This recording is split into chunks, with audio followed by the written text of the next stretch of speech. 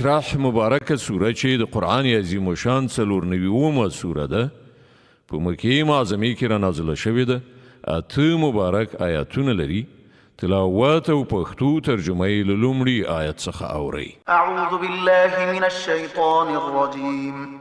پناه وړم الله ته له شړل شوي شیطان څخه. بسم الله الرحمن الرحیم. د الله په نوم چې ډېر زیات مهربان پوره رحم لرونکی دی. ألم نشرح لك صدرك ووضعنا عنك وزرك الذي أنقض ظهرك ورفعنا لك ذكرك.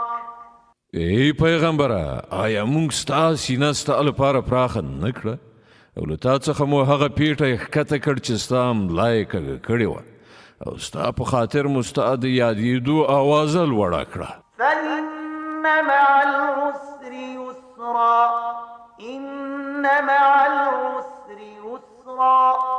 نو حقیقت دا دی چې له هرې تنګسي سره پراختیا هم ده. بېشکه له هرې تنګسي سره پراختیا هم ده. فإذا فرغت فانصب وإلى ربك فارغب.